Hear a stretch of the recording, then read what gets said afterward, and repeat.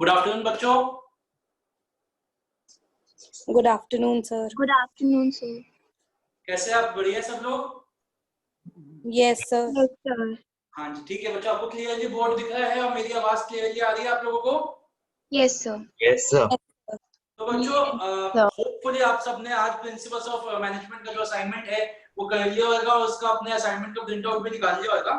तो आज हम क्या करेंगे, सबसे पहले 15-20 मतलब 15-20 मिनट्स लगा के एक बार अपने पूरे चैप्टर को रिवाइज करने की कोशिश करते हैं।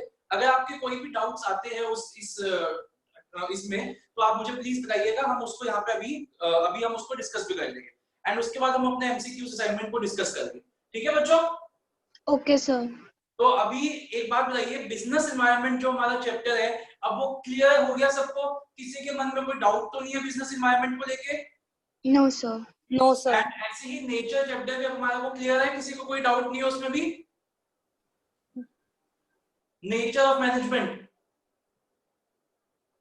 सबको क्लियर है ना? Yes sir.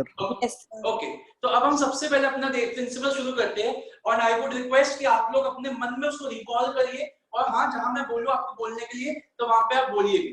तो प्रिंसिपल्स ऑफ मैनेजमेंट चैप्टर हमारे 6 मार्क्स का चैप्टर है। इसमें हमने बेसिकली 3 चीजें कवर की थी। जो क्या क्या थी, एक तो उसका थोड़ा सा इंट्रोडक्शन था, इसमें हमने फीचर्स कवर किए थे, इंपॉर्टेंस कवर किए थे, फिर हमने हेनरी फ्योल नाम के एक पर्सन के प्रिंसिपल्स किए थे और हमने एफ.डब्ल्यू. टेलर नाम के एक पर्सन के प्रिंसिपल्स किए थे। इतनी बात समझ में आई? तो एक बार जल्दी से प्रिंसिपल्स ऑफ मैनेजमेंट चैप्टर की डेफिनेशन देखते हैं। तो principles of management are what? they are broad and general guidelines for managerial decision making and behavior। ठीक है बच्चों? फिर हमने प्रिंसिपल्स ऑफ मैनेजमेंट के डिफरेंस किए थे 3 चीजों के साथ। सबसे पहले principles of management versus principles of pure science, फिर principles of management versus techniques and then हमने किए थे principles of management versus values. तो principles of management versus principles of pure science बच्चों आपको बहुत फायदा मिलेगा अगर आप इसको मन ही मन रिकॉल कर लेंगे। अगर आपके पास नोट्स है तो नोट्स को भी निकाल के रखिए। Principles of management and principles of pure science में क्या फर्क होता है कि जो प्रिंसिपल्स ऑफ प्योर साइंस है they are exact, they can be applied in anywhere universally in all the situations, but principles of management are flexible, they have to be modified to be applied to different situations।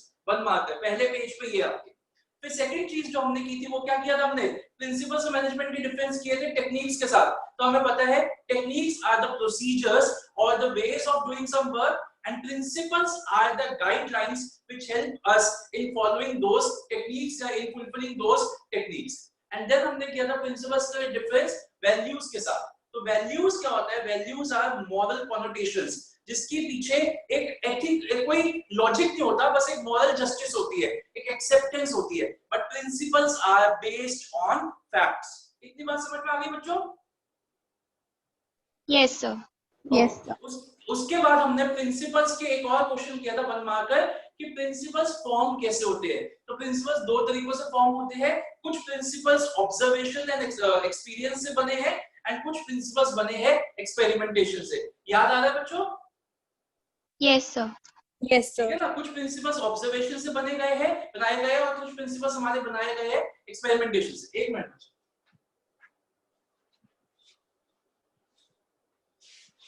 Okay आगे चलते हैं।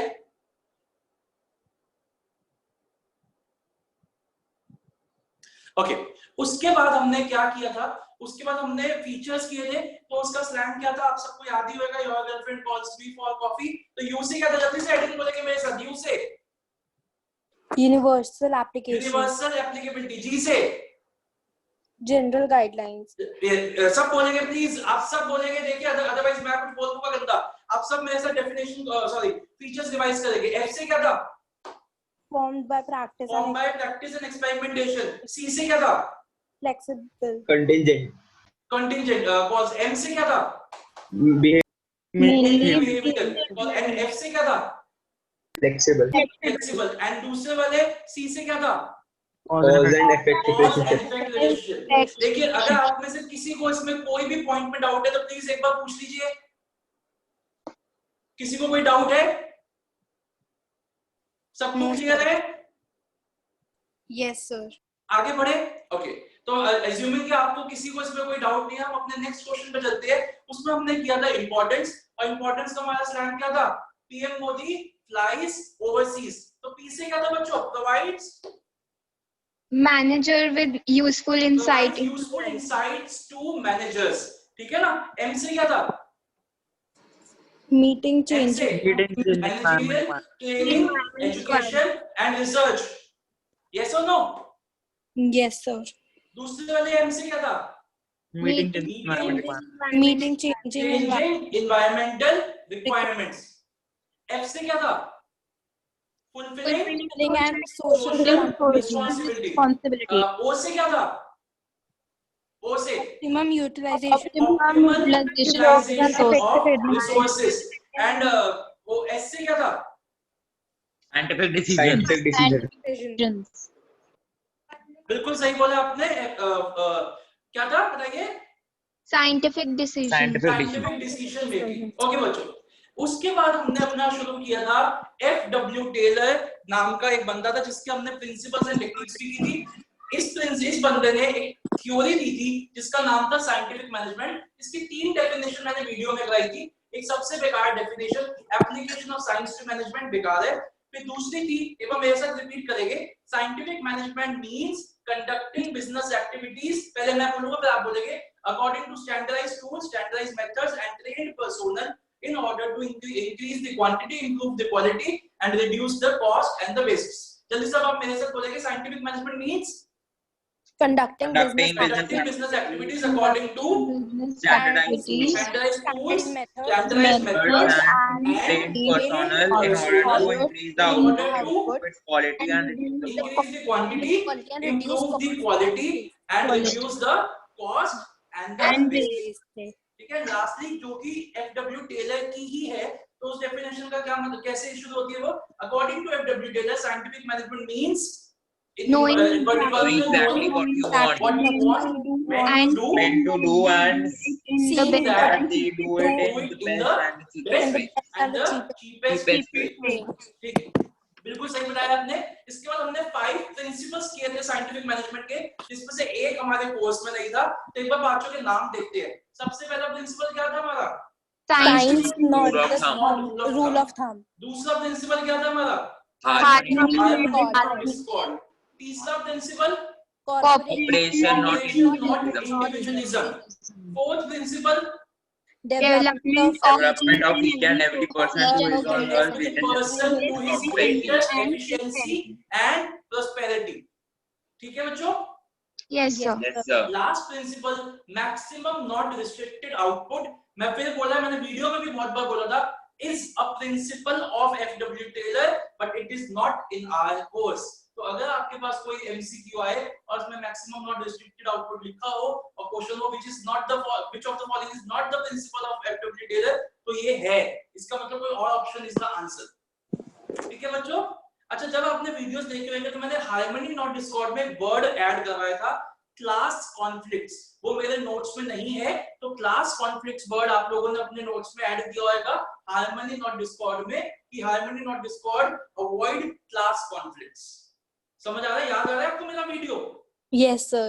Okay. इसके बाद हमने 7 techniques की थी, तो उसकी एक स्लैंग भी था, me and my dear friend looks is too sweet and funny. तो एम से क्या था?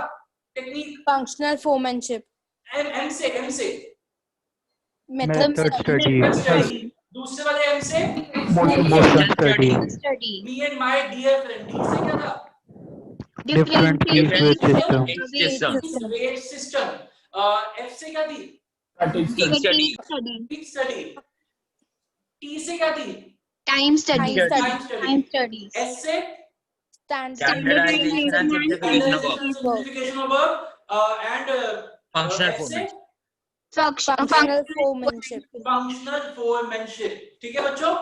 इसमें आपको मैंने बताया था वीडियो में कि फंक्शनल फोरमैनशिप जो टेक्निक है उसको आप कभी भी बिना डायग्राम के नहीं बनाओगे। याद आ रहा है? Yes, sir. और डिफरेंशियल पीस वेट सिस्टम जो टेक्निक है उसको आप कभी भी बिना एग्जांपल के नहीं बनाओगे। जल्दी जल्दी सब मेरे को बताइए, फंक्शनल फोरमैनशिप में जो 4 लोग प्लानिंग वाले डिपार्टमेंट में होते हैं उनके नाम क्या क्या, जल्दी से बोलेंगे। प्लानिंग वाले डिपार्टमेंट के 4 लोगों का नाम क्या था?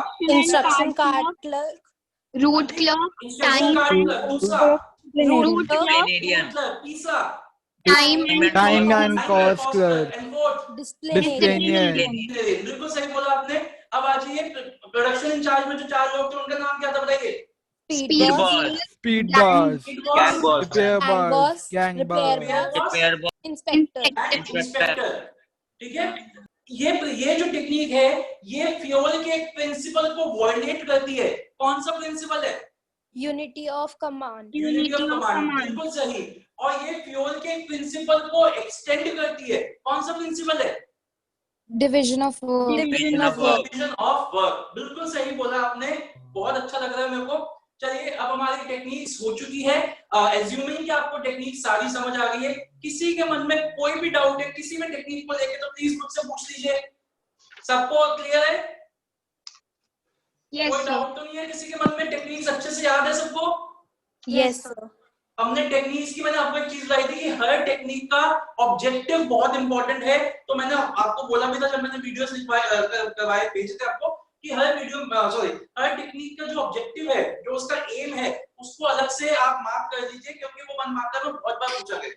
जैसे टाइम स्टडी का to determine the standard time, fatigue study का to determine the amount and frequency of rest intervals. याद आ रहा है? yes sir, ओके, आगे चलते हैं। फिर हमने फ्यूल के प्रिंसिपल्स किए थे और फ्यूल के हमारे कितने प्रिंसिपल्स थे? 14, 14 प्रिंसिपल्स थे। तो जल्दी से एक बार शुरू करते हैं, जल्दी से शुरू करते हैं। बहुत मजा सा स्लैंग था, क्यूट दादू, you are so intelligent, extraordinary, smart and superbly experienced. तो जल्दी से शुरू करते हैं। एक मिनट रुकिए, ऐसे लिख ले लो मैं, सो intelligent, extraordinary, smart and superbly intelligent. अब बताइए मेरे को सी से क्या था? centralization and decentralization, डी से क्या था? division of work, division of work. A से authority authority and and responsibility, responsibility. दूसरे नेक्स्ट डी से क्या था? discipline, discipline. यू से unity of unity command, of direction, work, unity of command, unity of direction. R से क्या था? remuneration of employees, S से क्या था? stability of personnel, stability of personnel. I से क्या था? initiative, initiative, टी से equity, equity, इक्विटी और ओ से एक मिनट, order, हाँ, order, ई से ओ से order, ऑर्डर। दूसरे एस से stability of Stability. person, individual एक interest, और एस से ना क्या था? Subordination of individual interest, general interest. general interest, हाँ, ई से क्या था? Esprit de corps. याद आ गया? yes sir, yes sir, अच्छा, एस्पिरिट दे कॉर्प्स की स्पेलिंग का मैंने आपको बोला था, बच्चे स्पेलिंग कर लिख देते हैं, स्पिरिट दे कॉर्प्स बना देते हैं इसको। ठीक है बच्चों, अब कोई इस पे किसी भी प्रिंसिपल में कोई डाउट है आप लोगों को तो आप मुझसे पूछ लीजिए। सेंट्रलाइजेशन डिसेंट्रलाइजेशन में कोई डाउट, किसी में भी कोई डाउट है तो पूछ लीजिए। जल्दी से एक बार देख लेते हैं, 1-1 मिनट 2-2 मिनट लगा के। सेंट्रलाइजेशन डिसेंट्रलाइजेशन प्रिंसिपल कहता है कि जो पावर है वो ना तो एक तो किसी पर्टिकुलर टॉप मैनेजमेंट के हाथों में सारी की सारी कॉन्सेंट्रेटेड होनी चाहिए और ना ही वो डिस्पर्स्ड होनी चाहिए, सब मतलब सारी की सारी सबऑर्डिनेट्स के पास एक बैलेंस होना चाहिए concentration and centralisation and decentralisation के बीच में। और मैनेजमेंट को कोशिश करनी चाहिए कि सबऑर्डिनेट्स की इन्वॉल्वमेंट तो बढ़े लेकिन फाइनल अथॉरिटी उनको अपने पास रखनी चाहिए। कि किस लेवल का ये प्रिंसिपल लगेगा, किस ऑर्गेनाइजेशन में कितने लेवल पे लगेगा, that will depend upon the situations जिस पे वो ऑर्गेनाइजेशन काम कर रही होगी। इससे हमें ये भी पता चलता है कि ये जो प्रिंसिपल्स है ये फ्लेक्सिबल है, ये कॉन्टिंजेंट है नेचर में, ये ऐसा नहीं है कि जैसा लिख दिया बिल्कुल वैसे ही उसको अप्लाई कर दिया जाए। समझ में आया बच्चों? yes sir, yes sir, division of work तो बड़ा ही सिंपल प्रिंसिपल है, बार-बार हम कर चुके हैं। डिवीजन ऑफ वर्क प्रिंसिपल कहता है कि किसी भी काम को करने के लिए हमें क्या करना है, उस काम को छोटे-छोटे पार्ट्स में डिवाइड कर देना चाहिए और हर पार्ट को अलग-अलग पर्सन करता रहे, स्पेशलिस्ट करता रहे। इसका एक 1 मार्क का क्वेश्चन ये बनता है कि यही वजह है we have separate departments in an organisation for different works. समझ में आ गया? कोई डाउट किसी के मन में? no sir, authority and responsibility principle में सिंपल है, 2 टर्म्स के बारे में बात हो रही है, अथॉरिटी, रिस्पांसिबिलिटी। अथॉरिटी का मतलब होता है the right of an individual या manager to command and obtain obedience and responsibility का मतलब होता है the obligation to perform the assigned task। और फिर उन्होंने कहा कि इन दोनों के बीच में क्या होना चाहिए, बैलेंस होना चाहिए। अगर आप किसी पर्सन को अथॉरिटी ज्यादा दे दोगे और रिस्पॉन्सिबिलिटी उसके पास कम होगी तो वो पर्सन उस अथॉरिटी का क्या करेगा, Misuse. Misuse. और अगर किसी पर्सन को हम काम ज्यादा दे देंगे और वो पर्सन के पास उसको करने के लिए अथॉरिटी नहीं होगी तो वो पर्सन क्या नहीं कर पाएगा, मतलब उस काम को ही अच्छे से वो परफॉर्म नहीं कर नहीं पाएगा। तो इसलिए इन दोनों के बीच में क्या होनी चाहिए, इन दोनों के बीच में बैलेंस होना चाहिए। हाँ जी बच्चे कुछ पूछ रहे हैं? No, sir. No. अब आइए डिसिप्लिन प्रिंसिपल तो बहुत ही अच्छा है, वो कहता है कि डिसिप्लिन की डेफिनेशन क्या है, it means obedience to organisational rules and employment agreements which are necessary for smooth functioning of business. याद आ रहा है? Yes, sir. Yes, sir. Yes, sir. है ना, obedience to organizational rules and employment agreements which are necessary for smooth functioning of the business। okay, इसके बाद उन्होंने बोला कि किसी भी ऑर्गेनाइजेशन में डिसिप्लिन होने के लिए तीन चीजें होनी बहुत जरूरी है। वो तीन चीजें क्या थी, कोई बता सकते हैं? Superiors at all Superiors at all levels। दूसरा clear and fair agreements, clear and fair agreements, and तीसरा judicious application judicious application of the penalties। penalty। ठीक है, चलिए आगे चलते हैं। तो unity of command principle again a very important principle जो ये कहता है कि each person in the organisation should receive orders from and should be responsible. Each person in the organisation should receive orders from and should be responsible to only one individual. याद आ रहा है बच्चों unity of Yes, command? Yes, और sir. अगर ये principle follow नहीं हुआ तो क्या लॉस होएगा कि जो मैनेजर है उसकी अथॉरिटी अंडरमाइन हो जाएगी, जो सबऑर्डिनेट है कहीं ना कहीं उसके मन में क्या रहेगा, एक कश्मकश रहेगी, एक डाउट रहेगा, स्टेबिलिटी खराब हो सकती है, डिसिप्लिन खराब हो सकता है, ऑर्गेनाइजेशन का क्योस हो सकते हैं, झगड़े हो सकते हैं। तो ये मैंने इसमें एक एग्जांपल दिया था, अगर आपको याद हो मैंने वीडियो में एग्जांपल दिया था एक सेल्समैन का, याद आ रहा है? Yes, sir. Yes, sir. ठीक है, चलिए आगे चलते हैं। तो ये जो भी मैंने एग्जांपल्स आपको दिए हैं बच्चों, वो सारे एग्जांपल्स आपके एनसीईआरटी के ही है। अगर आप में से कोई साइड बाय साइड एनसीईआरटी पढ़ रहा है तो आपको पता चल जाएगा कि सारे के सारे जो एग्जांपल्स है वो सारे के सारे एग्जांपल्स एनसीईआरटी के ही है। Okay, unity of direction principle भी बहुत अच्छा प्रिंसिपल है जो कि एक्सटेंशन है यूनिटी ऑफ कमांड का। कुछ बच्चे अभी आए हैं तो बच्चों मैं आपको बता देता हूँ, अभी हमने अपना एमसीक्यू स्टार्ट नहीं किया है, अभी हम प्रिंसिपल्स को रिवाइज कर रहे हैं, बस अभी 5-10 मिनट्स को खत्म हो जाएगा एंड देन हम अपने प्रिंसिपल्स अपने एमसीक्यूज को डिस्कस करना शुरू करेंगे। तो यूनिटी ऑफ डायरेक्शन प्रिंसिपल कहता है कि अगर एक ऑर्गेनाइजेशन मल्टी प्रोडक्ट बनाती है, एक से ज्यादा प्रोडक्ट बनाती है, तो सारे प्रोडक्ट्स को एक इंडिविजुअली काम करना चाहिए, अलग से काम करना चाहिए। कोई भी प्रोडक्ट कभी भी क्या नहीं होने चाहिए, ओवरलैप नहीं होने चाहिए। इसका एग्जांपल हम आपके एनसीईआरटी में क्या है कि अगर कोई कंपनी है और वो ऑटोमोबाइल के बिजनेस में है और अगर वो कंपनी टू व्हीलर भी बना रही है और फोर व्हीलर भी बना रही है, तो कभी भी ऐसा नहीं होना चाहिए कि टू व्हीलर के एम्प्लॉय को फोर व्हीलर डिपार्टमेंट में डाल दिया, फोर व्हीलर के एम्प्लॉय को टू व्हीलर के डिपार्टमेंट में डाल दिया। अगर टू व्हीलर बन रहे हैं, कोई सामान की कमी हुई तो जाके फोर व्हीलर के डिपार्टमेंट से, जैसे हम लोग अपने घर में करते हैं ना कि बनाते हुए चाय बनाते हुए मान लो कि कुछ कम आया, कम लग रहा है, चीनी कम है तो साथ में पड़ोसी से लिया। ये सब काम ऑर्गेनाइजेशन में नहीं होने चाहिए। हर चीज अपनी मतलब एक डिपार्टमेंट अपना होना चाहिए, वो अपने एम्प्लॉइज हो, अपना बॉस हो, ऐसे दूसरे डिपार्टमेंट हो उसका अपने एम्प्लॉय हो, उसका अपने बॉस हो, और कभी भी इनके बीच में ओवरलैपिंग नहीं होनी चाहिए। यूनिटी ऑफ डायरेक्शन समझ में आ रहा है बच्चों? उसके बाद हमने 3 मार्क का क्वेश्चन किया था, unity of command and unity of direction के बीच में डिफरेंसेस किए थे, 3 ही डिफरेंस थे। तो कोई मेरे को उसके बेसिस बता सकता है 3 डिफरेंस के? Yes, sir. मीनिंग आगे क्या था? Aim, implication, नेक्स्ट क्या था? aim, इम्प्लीकेशन, और तीसरा क्या था? implication, Aim. जी aim, एम, बिल्कुल सही आपने बोला। इसके बाद आपको स्लैंग बुलाए थे, एम भी हो सकता है, माई भी हो सकता है, और मियां भी हो सकता है। तो थोड़ा सा दिमाग इधर उधर मत भटकाना, समझ आएगी आपको। जो भी पसंद आए आप इसका स्लैंग लिख सकते हैं। फिर नेक्स्ट था हमारा रेम्यूनरेशन, बहुत ही अच्छा प्रिंसिपल जो ये कहता है कि जो रेम्यूनरेशन होनी चाहिए एम्प्लॉइज की, वो 2 लोगों के पॉइंट ऑफ व्यू से सही होनी चाहिए। वो 2 लोग कौन-कौन थे, कोई बता सकता है? कौन से 2 पॉइंट ऑफ व्यू से सही होनी चाहिए रेम्यूनरेशन? Employer एक तो and एम्प्लॉइज और दूसरा employer, एम्प्लॉयर ऑर्गेनाइजेशन। एम्प्लॉय के पॉइंट ऑफ व्यू से रेम्यूनरेशन इतनी तो होनी चाहिए कि that it ensure reasonable standard of living to them. और एम्प्लॉयर के पॉइंट ऑफ व्यू से जो हमारी रेम्यूनरेशन है वो मतलब इतनी हो कि वो उसकी औकात में हो। मैंने शायद इसका एग्जांपल वीडियो में दिया था, मुझे याद नहीं आ रहा, मतलब थोड़ा सा इसको समझाता हूँ। कि मैंने बहुत ज्यादा अपनी एम्प्लॉइज को सैलरी प्रॉमिस कर दी और एक साल मैंने वो भर भर के सैलरी दी, दूसरे साल भी दी।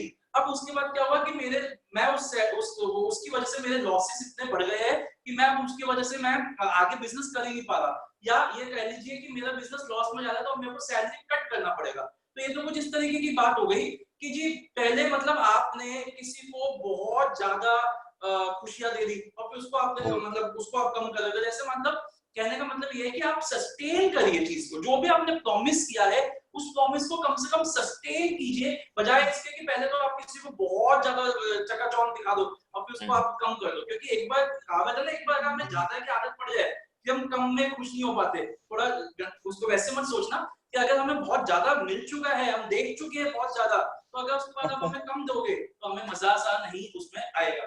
तो ये कहते हैं कि आपको अपनी औकात में रहकर ही जो भी देना है वो देना है। अगर आपने ज्यादा प्रॉमिसेस कर दिए या कुछ इस तरीके की प्रॉमिसेस कर दिए जो आपकी उसमें ही ना हो, आपकी कैपेसिटी में ही ना हो, तो आप उसको फुलफिल कैसे करो। आगे चलते हैं। फिर हमने किया एक प्रिंसिपल स्केलर चेन का। स्केलर चेन प्रिंसिपल मैंने अपने वीडियोस में लास्ट में रखा था, पर्सनली मुझे बहुत पसंद नहीं है। ये प्रिंसिपल कहता है कि जो भी कम्युनिकेशन होगी वो चेन ऑफ कमांड को फॉलो करके होगी, और अगर इमरजेंसी है तो गैंग प्लान का यूज कर सकते हैं। कुछ गैंग प्लान के फीचर्स मैंने डिस्कस किया था अपने वीडियोस में। कोई बता सकता है कि गैंग प्लान कौन लोग यूज कर सकते हैं? एक वर्ड यूज किया था मैंने, गैंग प्लान का use employees at same level. कर सकते हैं। Subordinates or employees at same level. Eight the same level बहुत इंपॉर्टेंट है, और वो भी तब जब इमरजेंसी हो, एंड उसके बाद भी तब जब वो अपने एम्प्लॉयर को बता दे, सॉरी अपने सीनियर को बता दे कि हम ये चेन ब्रेक कर रही है। याद आ रहा है बच्चों? Yes, sir. ओके, आगे चलते हैं। फिर हमने किया था आई से इनिशिएटिव। इनिशिएटिव का मतलब होता है फर्स्ट स्टेप लेना। तो फ्योल ने कहा कि हमें अपने एम्प्लॉइज को मोटिवेट करना चाहिए कि वो इनिशिएटिव ले और अपने डेवलपमेंट के बारे में कुछ सोचे। अब मैंने अपने वीडियो में डिस्कस किया था, देखते हैं आपको डिटेल है कि नहीं। मुझे बताइए सिमिलर बात कौन से प्रिंसिपल पे हुई थी टेलर की, कि हमें एम्प्लॉइज को मोटिवेट करना चाहिए कुछ नया सोचने के लिए? Cooperation, not individualism. सिमिलर बात जो इनिशिएटिव, आवाज नहीं आई बच्चे मेरे को, इनिशिएटिव जो बात करता है वो एक टेलर की भी प्रिंसिपल में हुई थी। कौन सा प्रिंसिपल था? Cooperation, not individualism.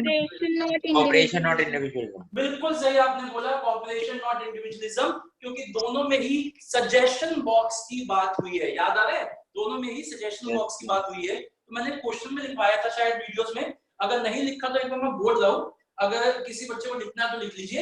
ये बोर्ड्स में आया हुआ क्वेश्चन है, that both Fayol and Taylor were same। अगर नहीं लिखा तो बच्चों लिख लीजिए अपने नोट्स में, that both Fioll and Taylor were same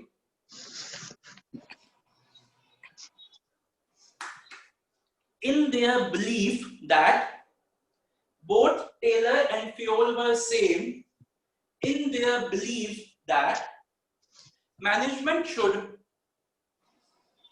receive suggestions from their workers, that management should receive suggestions from their workers, from their employees, full stop, name and explain the principles of each, name and explain the principles of each। बच्चों ये 5 mark का question है, इसमें बच्चे गलती क्या करते हैं, कुछ बच्चे ना इंटरप्रेट नहीं कर पाते क्वेश्चन को सही। अब क्वेश्चन ने साफ साफ बोल दिया name and explain the principle of each, तो इसकी मैं ब्रेकअप बताता हूं आपको। इसका ब्रेकअप है 2.5 प्लस 2.5, और 2.5 का ब्रेकअप है 0.5 प्लस 2 प्लस 0.5 प्लस 2। इसका क्या मतलब हुआ कि हाफ ऑफ नंबर तो है दोनों के प्रिंसिपल्स आइडेंटिफाई करने के, और दो नंबर है दोनों के प्रिंसिपल एक्सप्लेन करने के। ये कुछ ऐसे क्वेश्चंस होते हैं जो कहीं ना कहीं आपकी टेस्टिंग कर देते हैं कि कौन सा बच्चा 95 लाएगा, कौन सा बच्चा 100 लाएगा। ये ऐसे ही 1-2 क्वेश्चन होते हैं। I tell you how. कुछ बच्चे अगर इसकी गलत इंटरप्रिटेशन कर ले, एक सेकंड, अगर इसकी गलत इंटरप्रिटेशन हो जाए तो बच्चा, कुछ बच्चे फ्योल के लिखाएंगे, कुछ बच्चे टेलर के लिखाएंगे।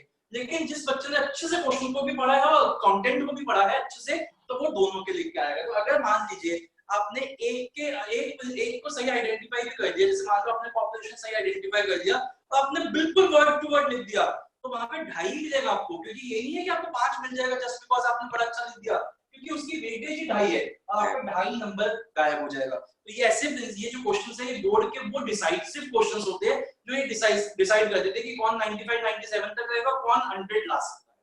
चलिए बच्चों आगे बढ़ते हैं। इक्विटी में हमें पता ही है कि there should be no discrimination on account of any kind of caste, creed, gender, basis, color, etc.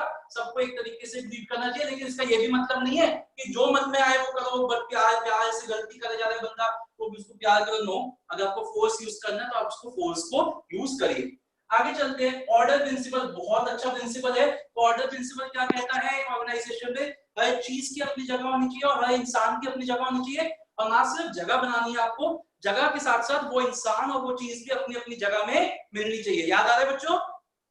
Yes, sir. अब मुझे कौन बताएगा कि 2 टाइप के ऑर्डर की बात की थी प्योल ने, वो 2 ऑर्डर्स कौन से थे? क्या वो भूल गए? 2 तरीके की ऑर्डर्स की बात हुई थी, placement of people and arrangement of things. तो प्लेसमेंट ऑफ पीपल को हम क्या बोलते हैं? Social order. Social order. And arrangement of things को हम क्या बोलते हैं? Material order. Material order. याद आ रहा है? ठीक है। इसके ऊपर मैंने एक एग्जांपल दिया था गैराज का, आपको वीडियो में अगर याद भी होगा तो मैंने एक छोटा सा गैराज वाला एग्जांपल दिया था। आगे चलते हैं। Subordination of individual interest to general interest क्या कहता है? Subordination of individual interest to general interest कहता है कि जो भी डिसीजन हमें लेना है वो कुछ लोगों को नहीं बल्कि पूरी ऑर्गेनाइजेशन को ध्यान में रखते हुए लेना। सही है, कुछ ज्यादा लंबा चौड़ा है नहीं। फिर आते हैं स्टेबिलिटी। स्टेबिलिटी प्रिंसिपल ये कहता है कि जब हम एम्प्लॉइज को रख रहे हैं तब हम टाइम ले, लेकिन एक बार अगर हमने किसी एम्प्लॉय को रख लिया है तो उसको हमें कंसिडरेबल टाइम देना चाहिए अपने रिजल्ट्स को देने का, अपना प्रूव करने का। इस प्रिंसिपल में टर्म यूज हुई थी, कौन सा बच्चा बता सकता है? टर्म यूज हुई थी स्टेबिलिटी ऑफ पर्सनल में, that it should be minimised. Employee turnover. Labour या एम्प्लॉय टर्नओवर, बिल्कुल सही आपने बोला। लेबर टर्नओवर या employee turnover should be minimised to maximise efficiency. समझ में आ रहा है बच्चों? Yes, sir. लास्ट प्रिंसिपल हमारा एस्पिरिट द कॉर्प्स, जो ये कहता है कि यूनिटी इज स्ट्रेंथ। एक मैनेजर को अपनी टीम के बीच में एक टीम स्पिरिट, कोऑपरेशन को बढ़ाना चाहिए। इतनी बात समझ में आ गई बच्चों? Yes, sir. कोई डाउट किसी के मन में? आई गेस, आई होप कि नहीं हो। मेरे को बहुत अच्छा लगा, आप लोगों को काफी छोटे-छोटे पॉइंट्स भी याद है। ठीक है बच्चों? इसके बाद हमने लास्ट चीज की थी डिफरेंस। तो हमने हमने प्योल और टेलर के बीच में डिफरेंस किए थे। तो पाकिस्तान ने यूएई पे बम फोड़ा, तो पी से क्या था बताइए जल्दी से? पी से क्या था? Basis, Perspective. पर्सपेक्टिव। यू से क्या था? Unity of command. Unity of command. A से क्या था? Applicability. एप्लीकेबिलिटी। ई से क्या था? Expression. एक्सप्रेशन। यूएई पे पी से क्या था? Personality. Personality. Personality. And D से basis of Basis of formation, formation. Basis of formation. And F से क्या था? फोकस। Focus. जी, Focus. फोकस। तो बच्चों मेरे को लग रहा है कि आपको स्लैंग से बहुत हेल्प मिल रही है याद करने में, आपको इजीली याद हो रहा है सब कुछ। Yes, sir. ओके, पूरा चैप्टर हम लोगों ने अच्छे से रिवाइज कर लिया है। अगेन मैं बोलूंगा, अगर आपको कोई भी डाउट आ रहा हो, अभी भी डाउट हो और आपको लग रहा है कि मैं इधर नहीं क्लास में नहीं कर पाऊंगा, अलग से करना है, तो जस्ट मुझे कोई व्हाट्सएप ड्रॉप कर दीजिए कि सर मुझे इस टॉपिक पे डाउट आ रहा है, इसको प्लीज मुझे करा दीजिए, मैं आपको पर्सनली कॉल करके करा दूंगा। चलिए बच्चों, अब आप लोग अपना एमसीक्यूज का असाइनमेंट जो है वो निकालिए प्रिंसिपल्स का। एंड अगेन मैं आपको कहूंगा कि मुझे सबके मार्क्स चाहिए क्लास के बाद। तो प्लीज अगर जिसके भी मार्क्स नहीं आएगा उनके घर में मैसेज या कॉल चला जाएगा, तो आप सबके मार्क्स मेरे को चाहिए क्लास के बाद। तो आइए एक बार डिस्कस करते हैं। 70 क्वेश्चंस है, इसमें भी हम आपको चॉकलेट्स देंगे आफ्टर लॉकडाउन। 70 क्वेश्चंस है हमारे पास, just wait for a second.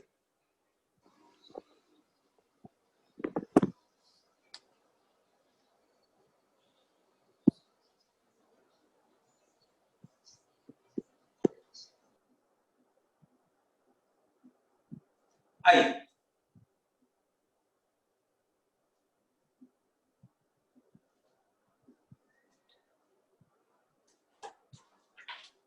तो शुरू करते हैं। सबसे पहला क्वेश्चन है हमारा, match the following techniques.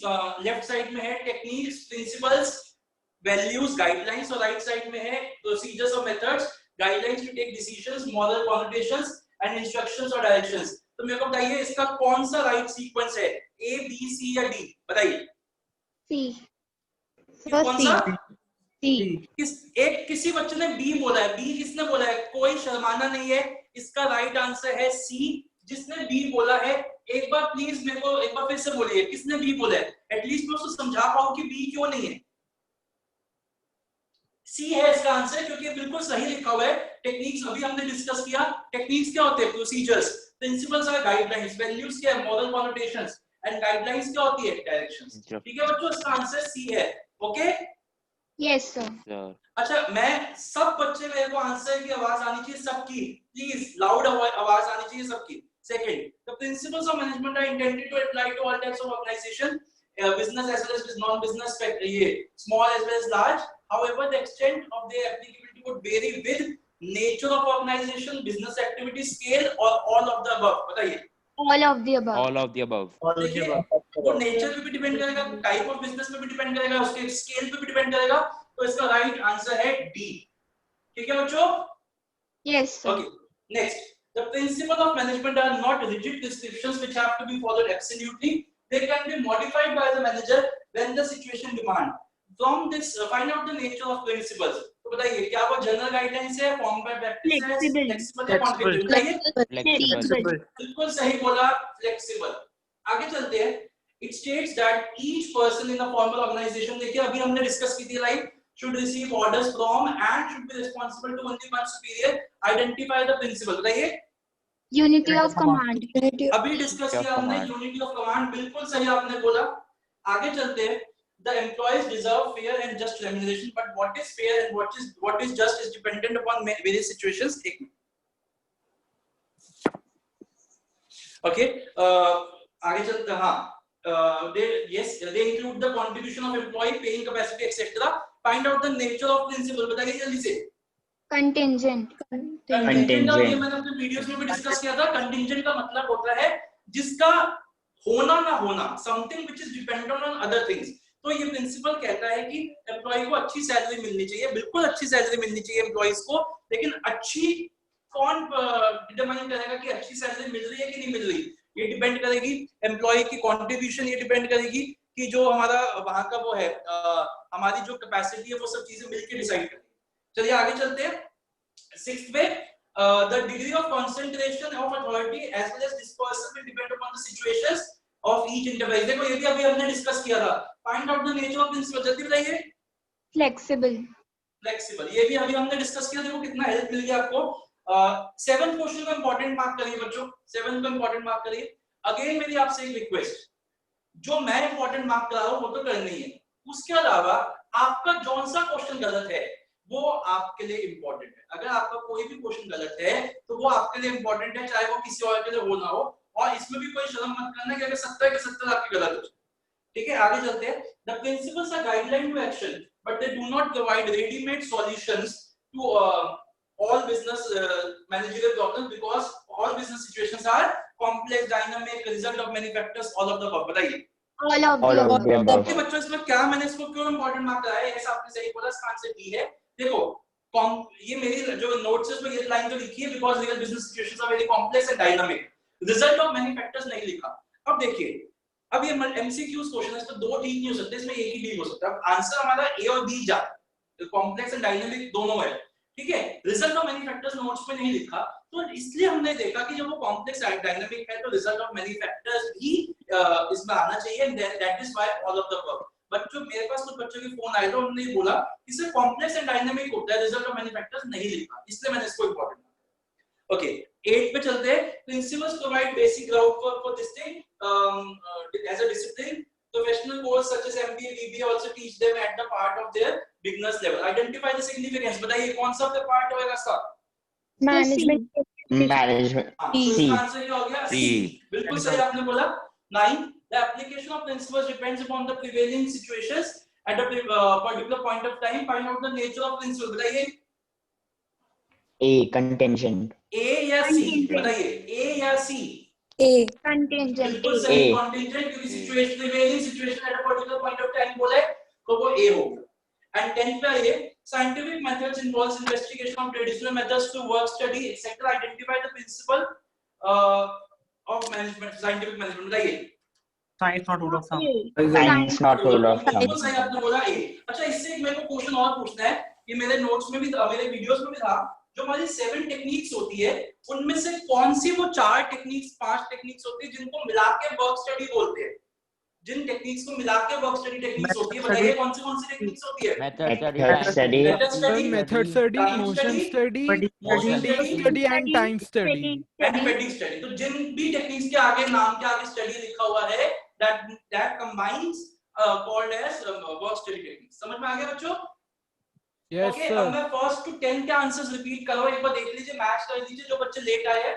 First का आंसर सी है, सेकंड का डी है, थर्ड का सी है, फोर्थ का डी है, फिफ्थ का भी डी है, सिक्स्थ का सी है, सेवंथ का डी है, एट का सी है, नाइन्थ का ए है एंड 10th का भी ए। ठीक है बच्चों, सही है? Yes, Yes, sir. कोई डाउट तो नहीं है किसी को? No, sir. No चलिए sir. बच्चों 11 से 20 तक अपना शुरू करते हैं।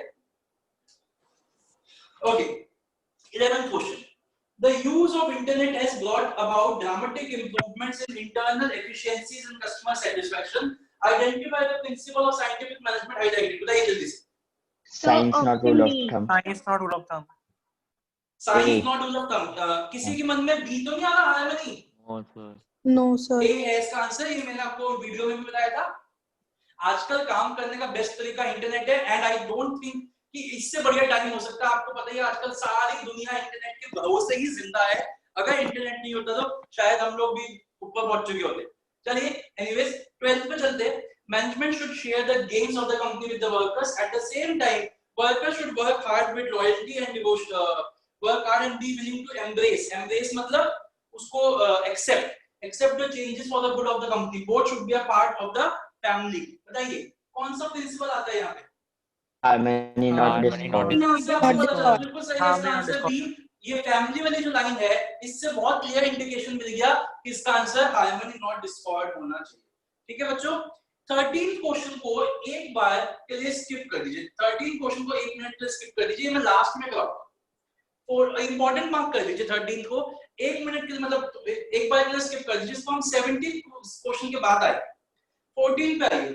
In Japanese company, paternalistic style of management is in practice. There is complete openness between the management and the workers. If at work all workers go to strike, they wear a black badge, etc. बताइए कौन सा principle है? Harmony not Harmony Harmony not not Harmony बिल्कुल सही not बोला, B है इसका answer. मैं आपको थोड़ा सा पैटर्नलिस्टिक स्टाइल बता दूं आपको क्या होता है बच्चों। एक सेकंड, पैटर्नलिस्टिक स्टाइल का मतलब आपको पता ही होगा, आप अपने पेरेंट्स को कंपेयर कर सकते हैं इससे। पेरेंट्स आपको कभी या ये कह लीजिए बहुत बार डांटते हैं, किसी बात पे आपको डांट देते हैं, जैसा आजकल हो रहा होगा नेटफ्लिक्स पे। और मेरे ख्याल से इस वक्त तो आप बहुत सारी नई आई है, एमएक्स प्लेयर पे भी कोई एक नई आई है, और Z5 पे भी धूमकेतु शायद आपने देख ली हो। और कौन सी देखी है? अभी कोई लेटेस्ट सीरीज आई है कोई? ताल्लुक। Amazon पे आपने वो देख ली होगी पंचायत, है ना?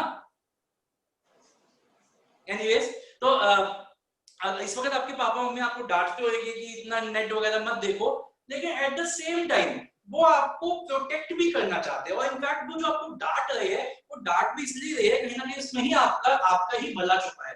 तो पैटर्निस्टिक स्टाइल उसी को कहते हैं कि जहां पे एज अ पेरेंट जो मैनेजमेंट है वो अपने वर्कर्स को डांटते हैं, उनको प्रोटेक्ट करने की कोशिश करते हैं for the benefit of the workers.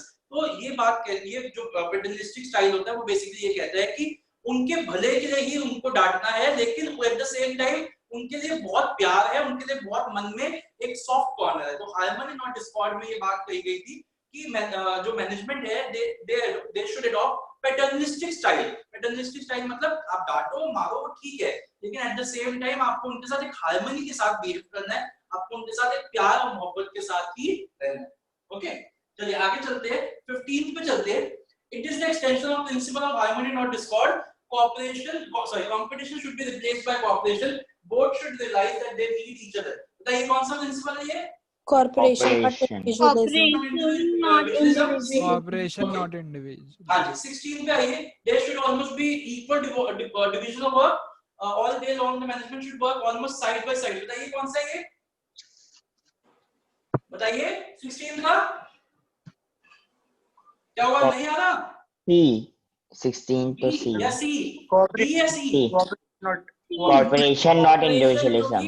इस लाइन को मार्क कर लीजिए अगर आपको नहीं समझ आ रहा. They should work almost side by side with the workers, encouraging them and smoothing the way for them. ये लाइन लिखी हुई है मेरे नोट्स में. आगे Sir, चलते एक हैं. डाउट था हाँ जी, सर, हाँ एक बोलो. डाउट था हाँ बोलो. Sir, paternalistic style of management book में कोऑपरेशन में दिया हुआ है, कोऑपरेशन नहीं एक मिनट समझ नहीं आई बात, फिर से थोड़ा सा तेज बोलो. कहाँ पे? Sir, paternalistic style of management book में कोऑपरेशन इंडिविजुअलिज्म में दिया हुआ है. Paternalistic style of management book में कॉपरेशन में दे रखा है, ये कह रहे हो? हाँ जी सर. वो वर्ड कॉपरेशन, एक मिनट मैं उसको एक बार चेक कर लूंगा फिर. ठीक है, एक बार मैं फिर चेक करके आपके पास फिर इसको बात को बता दूं. ठीक है. हाँ जी, हेलो. Okay sir. हाँ जी, आप एक बार नाम बता दो बेटा, मैं एक बार चेक करके आपको कॉल करके बता दूंगा. ठीक है. गौरांग. हाँ गुरांग, मैं आपको बता दूंगा बाद में. ठीक है, आई विल चेक दैट. एक बार नोट्स में देखो. चलिए, तो 16 का आंसर सी है हमारा. 17 पे आइए. Taylor was of the view that each employee should be scientifically selected. Their work assigned should match his or her physical, mental and intellectual capabilities. They should be given the required training. बताइए कौन सा होना चाहिए इसका answer? Development of Development of each. Development of each and every person's result, creativity and prosperity. 18 पे आइए. Principles of management are not universal, not absolute, not flexible or not behavioral. Absolute. Absolute. Not absolute. बिल्कुल सही बोला, not absolute. Okay. आगे चलते हैं. Principles of management, sorry, 18 का answer B हो गया. 19 पे चलते हैं. Principles of management are formed by customers experience, managers experience, laboratory or propagation of science, social science. बताइए. अच्छा क्वेश्चन है, बताइए. Customer experience, laboratory, managers experience या प्रोपगेशन ऑफ सोशल साइंटिस्ट? बताइए. Managers experience. Managers experience. Experience. तो 19 का answer क्या हो गया? B, managers experience. ठीक है. ओके बच्चों. Yes, Yes, sir. sir. 20 पे आइए. Yes, sir. Taylor emphasized that there should be complete harmony between the management and workers. Both should realize that each one is important. तो इसका answer बताइए क्या होना चाहिए? Science not Harmony, about not harmony, discord. Cooperation and development. Harmony not discord. बिल्कुल सही बोला. आइए एक बार जल्दी से मैं आंसर्स को रिपीट कर देता हूं. तो 20 का बी था वैसे. आइए 11th A, 12th का आंसर है बी. 13 को अभी हमने रोक रखा है. 14 का आंसर है बी. 15 का आंसर है सी. 16 का आंसर है सी. 17 का आंसर है डी. 18 का आंसर है बी. 19 का आंसर है बी एंड 20th का आंसर भी है बी. ओके बच्चों, क्लियर है आपके आंसर्स? Yes, sir. चलिए Yes, next पे sir. चलते हैं, अपने 21st पे चलते हैं. Dash makes the principles of management significant. बताइए. What makes principles of management significant? Initiative, increase in efficiency, optimum utilization of resources, adaptation to changing technology. देखो बच्चों, ये क्वेश्चन में आपको बेसिकली इंपॉर्टेंस को मन में रिवाइज करना था. कोई भी इंपॉर्टेंस इनिशिएटिव नहीं थी, इंक्रीज इन एफिशिएंसी भी नहीं थी, अडैप्टेशन टू चेंजिंग टेक्नोलॉजी भी नहीं थी, लेकिन optimisation, optimum utilisation of resources था. तो इसका आंसर क्या हो गया? बी. समझ में आया answer? Yes, sir. Okay.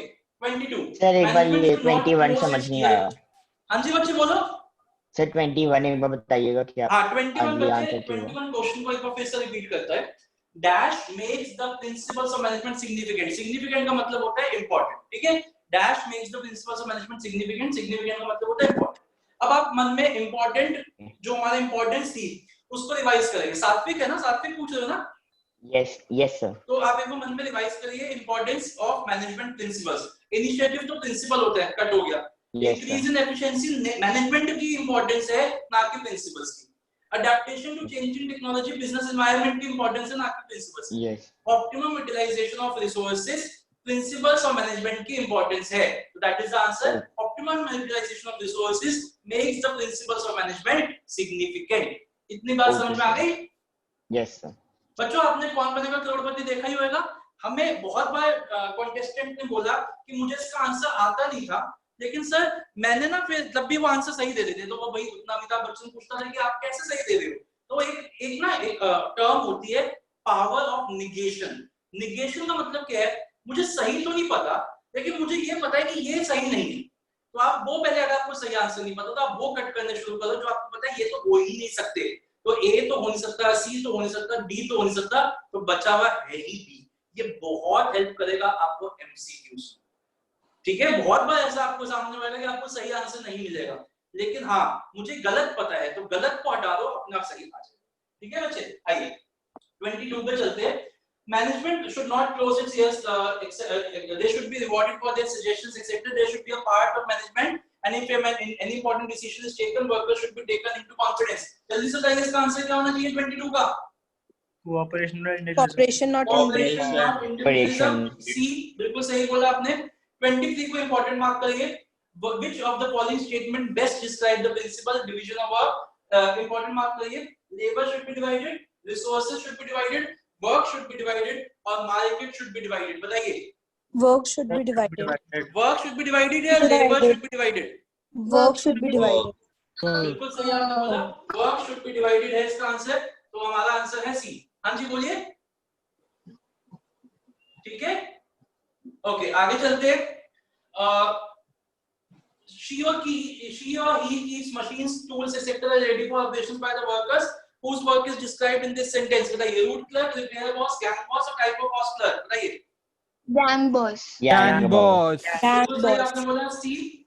She or 25th का चलो जल्दी से बताइए। She or he ensures that a particular work is done in a sequence। जल्दी से बताइए। Instruction and card clerk. Instruction and No. Root clerk. Root clerk. Root clerk. किसने बोला रूट क्लर्क? बेटा इंस्ट्रक्शंस की बात नहीं हो रही, सीक्वेंस डिसाइड करे रूट क्लर्क। इसका आंसर है रूट क्लर्क। ठीक है, समझ में आया? Yes sir. आगे चलते हैं। He or she ensures proper control is maintained while performing every work। बताइए किसका होना चाहिए, किसका काम है ये? Disciplinarian. Disciplinarian, बिल्कुल सही। He or she decides when a particular work to be started and finalized, total time to be taken। बताइए जल्दी से। Time and cost. Time and cost. देखिए ये एक टेक्निक से कितने क्वेश्चन बन गए और बच्चों का गलत भी हो गए। He or she ensures that workers are fit for production, materials are available all the time, etc. बताइए। Inspector.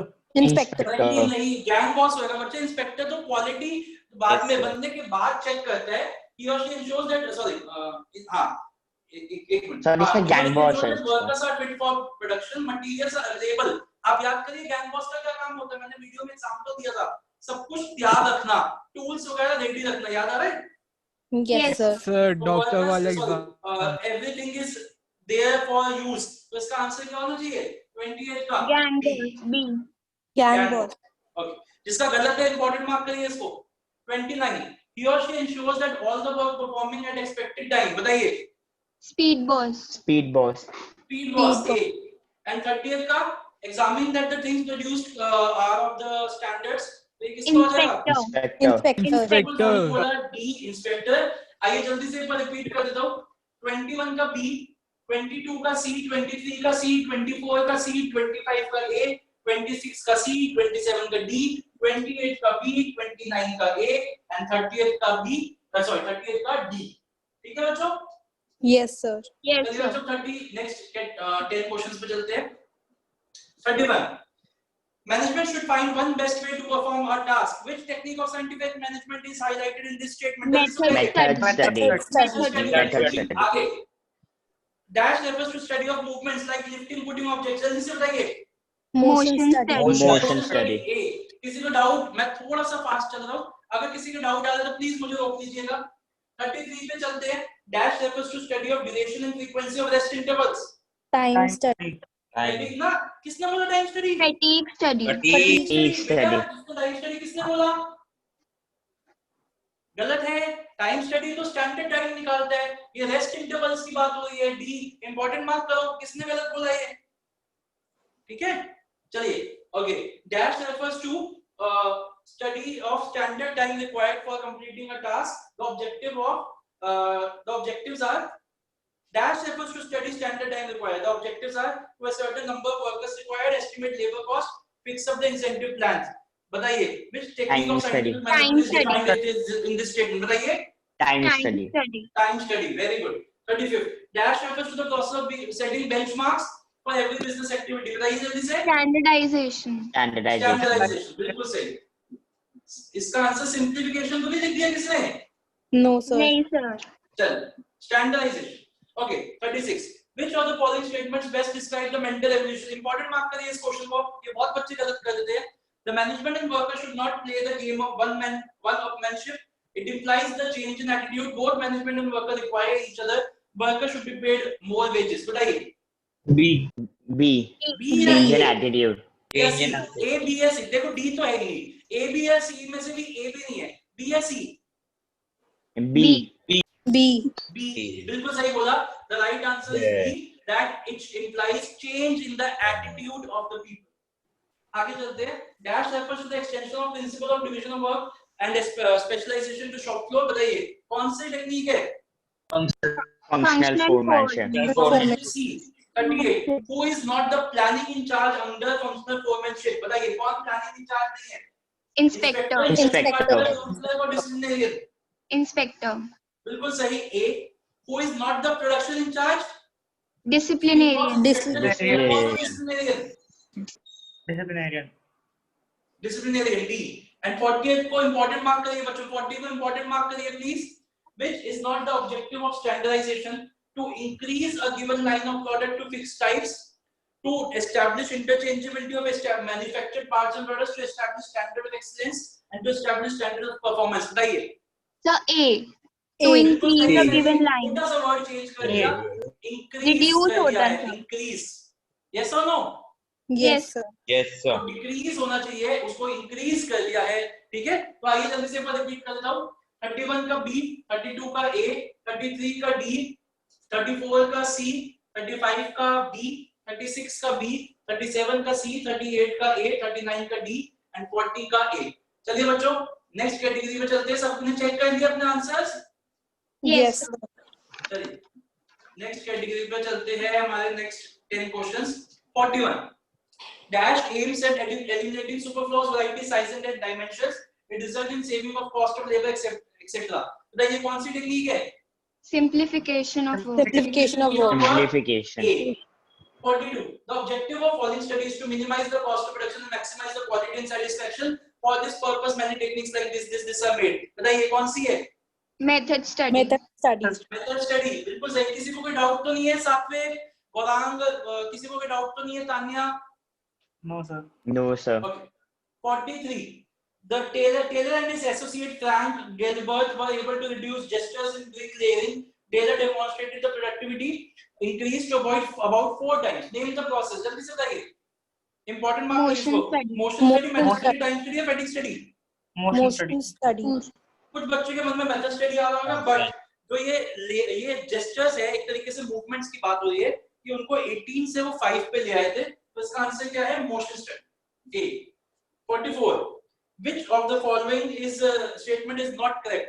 By practicing motion study, it is possible to find out motions which are productive, motions which are unproductive, motions which are incidental, none of the above. बताइए. None of the above. क्योंकि सारी बातें सही है. Okay. आगे चलते हैं. D is answer 45. The objective of this study is to determine the number of workers to be employed, frame suitable incentive schemes, identify the technique. बताइए. 45. Time study. Time study basically मेरे को लग रहा है time study में आप कहीं ना कहीं कंफ्यूज हो रहे हो. टाइम स्टडी का बच्चों मैंने 2 ऑब्जेक्टिव मार्क करवाए थे, अगर आपको याद हो वीडियो में. एक नंबर क्वेश्चन आया तो टाइम स्टडी का टेक्निक है to determine the standard time. लेकिन अगर आपको पूरा लिखने को आ जाए तो टाइम स्टडी का टेक्निक है to determine the standard time, to determine the number of workers, to determine the labour cost and to frame incentive schemes. याद आ रहे हैं? Yes sir. Okay. तो 46 पे चलते हैं. She or he prepares the instruction cards which contain nature of work etc. तो इसका आंसर मिल गया. आपको बताइए क्या होना चाहिए? Instruction card clerk. Instruction card clerk. Very good. 47 पे चलते हैं. A person is bound to feel physically and mentally tired if he or she does not rest while working. This study seeks to determine the amount and frequency of rest interval. बताइए. Fatigue study. 48 by 8 Taylor wanted to differentiate between efficient and inefficient workers. बताइए सीधा answer बताइए. Differential fees paid. System. The intent 49. The intent of this principle is to produce more and better for the same effort. This results in effective and efficient output. Therefore company should have separate departments for finance etc. बताइए। Division of work. नहीं, unity of direction division of work। नहीं, unity of direction गलत है बेटा, साफ साफ अभी discuss किया था अपने क्लास में। बी एस का आंसर बताता हूं क्यों। This is the reason why we should have separate departments. याद आ रहा है गोलाम? Yes sir. एक आपका ही गलत था ना ये answer? Yes sir, yes sir. हाँ, तो ये लाइन अभी तो डिस्कस की थी हमने। Yes sir. ठीक है, इसका आंसर बी है। ओके, इंपॉर्टेंट मार्क करो। Next, manager should have the right to punish subordinate for wilfully not obeying a legitimate order but only after sufficient opportunity has been given। बताइए, मैंने video में भी discuss किया था, क्या होना चाहिए इसका आंसर? इसका आंसर होना चाहिए सी, अथॉरिटी एंड रिस्पांसिबिलिटी। कि एक मैनेजर के पास अथॉरिटी तो है कि अगर कोई बंदा उसकी बात नहीं मान रहा, जैसे मान लो कोई बच्चा आप मेरी बात नहीं मान रहा, तो मेरे पास अथॉरिटी है, मैं आपको डांट सकता हूं। लेकिन पहले मैं आपको ये तो पूछ लूं कि भैया मेरी बात ना मानने की कोई वजह है, और अगर आपकी वजह ठीक है, कोई जायज है, लीगल है, समझ आती है, तो चलो आपको एक्सक्यूज कर दिया जाए। लेकिन अगर आप जानबूझ के मेरी बात नहीं मान रहे तो हाँ, आपको पनिश करना। ठीक है बच्चों, तो इसका आंसर होना चाहिए सी। Okay, yes sir. आइए जल्दी से मैं आपको आंसर रिपीट कर देता हूं। 41 का ए, 42 का बी, 43 का ए, 44 का डी, 45 का सी, 46 का सी, 47 का डी, 48 का बी, 49 का भी बी एंड 50 का सी। तो आगे चलते हैं 51 पे। किसी को कोई डाउट अभी तक? No sir. No, sir. मेरे को बस ये खत्म होने वाला है, मैं उसमें दो तीन आपको बातें बतानी है। चलिए 51 पे चलते हैं। 51 क्वेश्चन कहते हैं dash is the obedience to organisational rules and employment agreements. अभी डिस्कस किया, कौन सा प्रिंसिपल है? Discipline. डिसिप्लिन। बच्चों मेरे मार्क माय वर्ड्स, इन एमसीक्यूज के बाहर आपके पेपर में नहीं आ सकते हैं। 52. According to Fiol, there should be one and only one boss for every individual employee. If an employee gets orders from two superiors, this principle will be violated. बताइए कौन सा प्रिंसिपल है? Unity of command. Unity of direction या unity of command? Unity of command. Unity of command, बिल्कुल सही। If this principle is violated, आगे चलते हैं एक minute. If this principle is violated, authority is undermined, discipline is jeopardized, other orders disturbed and stability is threatened, the principle resembles military organization. Identify the principle of management। बताइए जल्दी से।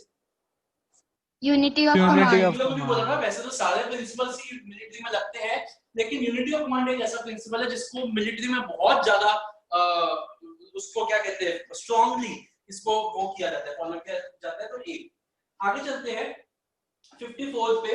According to this principle, all the units of an organization should be moving towards the same objective through coordinated efforts. This ensures unity of action and coordination। बताइए जल्दी से बताइए। Unity of direction. Next, according to Fiol, the interest of the organization should take priority over the interest of any one individual employee। बताइए। Centralization and नहीं decentralization. नहीं नहीं, गलत हो गया। Subordination of बेटा समझो क्वेश्चन को। The interest of the organization should take priority over the interest of the employee। अभी तो बोला, yes or no? Yes sir. ठीक है, तो इसका आंसर डी है, subordination of individual interest to general interest. Okay, आगे चलते हैं। This principle aims at preventing dual subordination and affects an individual employee. Identify the principle. unity of command. Unity of command, बिल्कुल सही बोला drone आपने, unity of command। 57. This principle aims at preventing overlapping of activities। अभी बात की discuss किया था, बताइए। Unity of direction. Unity of direction। Yes or no? सबको समझ में आ गया? Yes sir. Okay. Fiol insisted that all pay and compensation should be fair to both employees and the organization. Which principle बताइए? Remuneration of Remuneration of employees। अभी हमने discuss किया था remuneration of employees, B part। 59. All the organization consists of superiors and subordinates. They should have a chain of authority। बताइए, अभी discuss किया था। Scalar chain. Scalar chain. And 60. According to this principle, people and material must be at suitable places। बताइए। order. बिल्कुल सही बोला। एक बार मैं अभी रिपीट कर देता हूँ।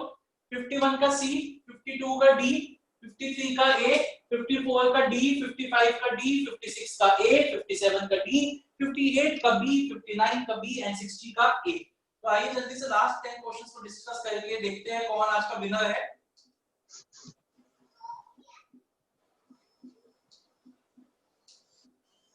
ओके, तो 61 पे आते हैं. Good sense and experience are needed to ensure fairness to all employees who should be treated as fairly as possible. Identify the principle of management. बताइए. Equity. Equity. बिल्कुल सही बोला आपने. आगे चलते हैं. According to Fiol, personas should be selected and appointed after due and rigorous procedure, but they should be given required time to show results. Any adoptism in this regard will create this thing. बताइए. अभी हमने discuss किया. Stability of person. Stability of personality. Okay. Workers should be encouraged to develop and carry out their plans for improvement. It means taking the first step with self motivation. बताइए. Initiative. Initiative. बिल्कुल सही. C. D पे चलते हैं. There should be no discrimination against anyone on account of sex, religion, language, caste, belief, etc. बताइए. Equity. D. ठीक है. D. Okay. आगे चलते हैं. 65th पे. A manager should replace I with B in all his conversations. बताइए. B. बिल्कुल सही. What was the professional? ये आपको याद करना पड़ेगा. मेरे नोट्स में मैंने आपको लिखवा दिया था. मैंने वैसे मेरे नोट्स में लिखा हुआ नहीं है, बट मैंने वीडियो में बता दिया था. What was the professional background of Taylor? He was a mechanical engineer. B. And what was the professional background of Henry Fiol? He was a mining engineer. The principle of management should be distinguished from techniques, values, methods. All of the above. बताइए. All of the above. अभी हमने discuss किया techniques, values और methods भी basically techniques को ही कहते हैं. तो all of the above. 69. बताइए. Which of the following statement is false about Taylor and Fiol? Taylor was a mechanical engineer. Fiol was a mining engineer. अभी discuss किया. Fiol focused on improving overall administration. Taylor focused on improving productivity. ये सही है कि गलत है? सही ये है. लाइन सही है कि गलत है? सही है. सही है. Point. Fiol principles are applicable in specialized situations, whereas Taylor's principles have universal applicability. बताइए. ये गलत है सही है? सब गलत है गलत सर. इसका मतलब गलत है. आंसर क्या हो गया? C. And 70th. Nowadays in multinational corporations, people work together in a discrimination-free environment. बताइए क्या आंसर है इसका? बताइए. Equity. Equal opportunities are available for everyone to rise. बताइए. A. Equity. Yes or no? Yes, sir. आइए एक बार repeat करते हैं. 61 का D, 62 का भी D, 63 का C, 64 का D, 65 का B, 66 का B, 67 का C, 68 का D, 69 का C and 70 का A. Okay? Yes, sir. एक बार बच्चों 13th क्वेश्चन पे आइए जिसको मैंने छुड़वाया था. The true interest of the two are one and the same. That prosperity for the employer cannot exist for a long time unless it is accompanied by the prosperity for the employees and vice versa. इसको छुड़वाने का बच्चों एक reason था. इसके ना दो answers आ रहे हैं. बेसिकली ये क्वेश्चन एक दो बुक्स एक मतलब दो तीन जगह पे था और इसके दो क्वेश्चन आंसर्स आ. आप बताइए इसका आंसर क्या होना चाहिए 13 का? सब B. Sir cooperation. E या C? बताइए. कोऑपरेशन होना चाहिए सर या C. हार्मनी होना चाहिए? बताइए. C. देखिए बच्चे एग्जैक्टली यही है. इसका आंसर ना किसी किसी बुक में बी दे रखा है, किसी किसी में सी दे रखा है. तो अभी के लिए मैं आपको ये बोलूंगा, मेरी रिक्वेस्ट रहेगी कि अभी आप लोग जब मार्क्स दो तो बी या सी अगर आपने कोई भी मार्क किया तो बेनिफिट ऑफ डाउट की वजह से भी आप उसको मार्क दे दीजिए बी या सी पे. लेकिन मेरी आपसे रिक्वेस्ट रहेगी कि आप अपने स्कूल के टीचर से एक बार डिस्कस करके इसका आंसर मुझको मेरे साथ भी शेयर करेगा कि इसका आंसर मैम स्कूल के टीचर्स आपको क्या बता रही है. अभी के लिए आपको मैं कहूंगा कि harmony not Discord and cooperation दोनों में ही इसका आंसर मतलब इसमें अभी अपने आपको मार्क कर लीजिए. मेरे हिसाब से कोऑपरेशन ज्यादा बेटर है क्योंकि ये कह रहे हैं कि दोनों की प्रॉस्पेरिटी एक दूसरे से जुड़ी हुई है. अगर मैनेजर्स वर्कर के साथ कोऑपरेट नहीं करेंगे तो वो भी प्रॉस्पर नहीं कर सकते. वर्कर मैनेजमेंट के साथ कोऑपरेट नहीं करेंगे तो वो भी प्रॉस्पर नहीं कर सकते. तो मेरे को ज्यादा बेटर सी लगता है. बट वही जैसे मैं कह रहा हूँ कि हार्मनी नॉट डिस्कॉर्ड भी इसका आंसर बहुत बुक्स में है. तो अभी बी और सी दोनों पे मार्किंग करिए और एक बार मेरे को बताइए अपने स्कूल के टीचर से डिस्कस करके. अब मैं एक बार जल्दी से आपसे पूछा हूं, क्या कोई ऐसा बच्चा है जिसके 70 में से 70 है? क्या कोई है ऐसा? कोई भी नहीं है. चलिए कोई. क्या कोई ऐसा है जिसके 69 है? 68? सर. मेरे. Sir. वानी. किसके है? Vani. नंदिनी. वानी, नंदिनी और ड्रोन. और एक बच्चे के और थे. किसके थे? ड्रोन. ड्रोन के है? नहीं, दो के ही है. अच्छा 67 है किसी के? सर ड्रोन के हैं 68. यस 67 यस सर किसके क्या नाम है? Gaurang Ghulam, very good. 66 है किसी के? Yes sir. क्या नाम है? Yes, sir. Divyansh. Kumar. Divyansh. Yes, sir. Divyansh. Sir मेरे भी 66 है। सर किसके 68 दिव्यांश का ड्रोन. कौन? Sir 66। Aditya. Sir, Divyansh Sajnani. विश्वास। और कौन? अनन्या। अनन्या की 66 है, वेरी गुड। चलिए आपकी एक चॉकलेट तो पक्की हुई। सर, 65 है किसी के? सर मेरे है मानव को। लास्ट है 65 है किसी के? सर मेरे है मानव के। मानव के, ओके। अब बच्चों चलिए, अब मेरे को आपके साथ दो डिस्कशंस करनी है। सबसे पहला सर। काम, अनन्या आपने मेरे को बिजनेस एनवायरनमेंट के सर। मार्क्स सेंड नहीं किए अभी तक, वो भेजिएगा। आप मैंने सब भेज बच्चों दिए को थे ग्रुप में। नहीं भेजे बेटा, क्या आपके बिजनेस एनवायरनमेंट के मेरे को शायद मिस हो गए, आप में भेज दो। आप सब बच्चे मेरे को अपने इसके मार्क्स भेजेंगे, पहली बात। दूसरी बात ये है कि अब हमारे पहले 3 चैप्टर्स कवर हो चुके हैं और बहुत अच्छे से हो गए। मेरे को नहीं लगता कि कोई भी डाउट आपके मन में है। अभी भी मैं आपको टाइम दे रहा हूँ 1 हफ्ते का। अगर आपके मन में कोई भी डाउट है तो आप मुझसे पूछ सकते हैं। अगले हफ्ते मैं आपका एक एमसीक्यूज बेस्ड ही टेस्ट लूंगा गूगल के फॉर्म्स के थ्रू, जिसमें मैं केस स्टडीज लाऊंगा, लेकिन बहुत सिंपल, क्योंकि अभी हमने केस स्टडी डिस्कस नहीं की। एक हम असाइनमेंट्स केस स्टडीज का भी करेंगे, लेकिन मैं बहुत सिंपल केस स्टडीज का एक टेस्ट बनाऊंगा और ज्यादा बड़ा नहीं होगा।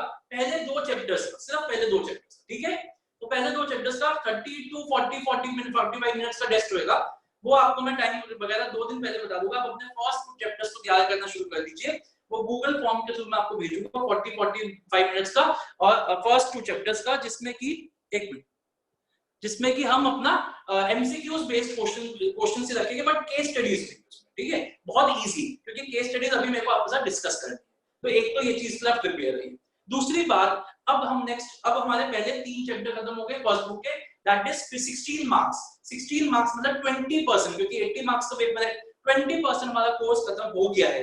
अब हम थोड़ा सा सेकंड बुक पे चलते हैं। सेकंड बुक का सबसे इंटरेस्टिंग चैप्टर मार्केटिंग करने वाले हैं। मैंने बहुत बच्चों को मार्केटिंग के मार्केटिंग के नोट्स भेजे थे, लेकिन मैंने उन नोट्स को रिवाइज कर दिया। रिवाइज मतलब उसमें बहुत कटिंग्स थी, अगर आपको देखा हो आपने तो बहुत कटिंग्स है। अब मैंने उनको रीटाइप करवाया है। मैं वो नोट्स का पीडीएफ आपको कल भेजूंगा। वो मैं आपसे रिक्वेस्ट करूंगा कि आप सब उनको प्रिंट आउट उसका निकाल लीजिएगा। वो थोड़े से कलरफुल नोट्स अगर आप निकाल लोगे बहुत अच्छे से आपको मजा भी आएगा पढ़ने में।